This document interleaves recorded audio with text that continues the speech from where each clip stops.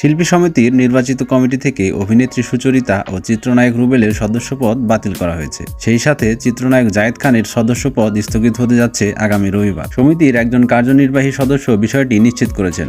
অন্যদিকে সমিতির সহসাধারণ সম্পাদক সাইমন সাদিক জানান, আগামী 2 এপ্রিল বিকাল 4টায় এক জরুরি সংবাদ সম্মেলন করে বিস্তারিত জানানো হবে।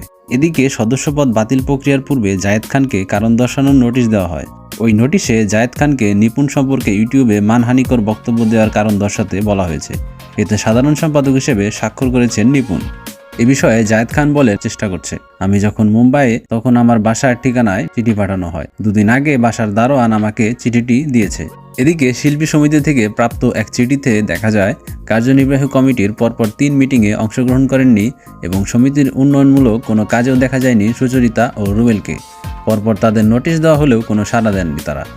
তাই তাদের কার্যনির্বাহী কমিটি থেকে বাদ দেওয়া হচ্ছে বলে উল্লেখ করা হয় সেই চিঠিতে।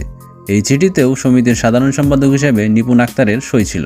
তবে জানা গেছে, সুচরিতা ও রুবেলের কারণ দর্শানোর চিঠি দেওয়া হয় ইলিয়াস কাঞ্চন স্বাক্ষরিত প্যাডে। এর জবাবও ইলিয়াস কাঞ্চন বরাবর দেন তারা, কিন্তু তাদের কার্যনির্বাহী সদস্যপদ বাতিল করা হয় নিপুণ স্বাক্ষরিত প্যাডে। জায়েদ খানের কারণ দর্শানোর চিঠিতে বলা হয়েছে, জায়েদ খান বিভিন্ন ইউটিউব চ্যানেল ও গণমাধ্যমে সাধারণ সম্পাদক নিপুণ আক্তারের বিরুদ্ধে মানহানিকর বক্তব্য প্রদান করেন। শিল্পী সমিতি মনে করে, যা সমিতির সংগঠনের 7 ক ধারায় ভাবমূর্তি ক্ষুণ্ণ হয়েছে, যা সমিতির সদস্য হিসাবে কাম্য নয়। এমন অভিযোগের ভিত্তিতে শিল্পী সমিতি জায়েদ খানের সদস্যপদ স্থগিত করতে যাচ্ছে। তবে সাকিব খান, অমিত হাসান স্বাক্ষরিত শিল্পী সমিতির গঠনতন্ত্র বলছে, কারো সদস্যপদ স্থগিতের পূর্বে যাচাই বাছাই ও কার্যনির্বাহী পরিষদের দ্বারা পূর্ণ মূল্যায়ন করতে হবে। এ বিষয়ে জায়েদ খান বলেন, স্থগিত করা হবে, কিন্তু এটা পুরোপুরি উদ্দেশ্য প্রণোদিত। সমিতির সাধারণ সম্পাদক পদটি নিয়ে মামলা এখনও বিচারাধীন। হাইকোর্ট আমাকে সাধারণ সম্পাদক হিসেবে রায় দিয়েছে। এর বিরুদ্ধে নিপুণ আপিল করেছে।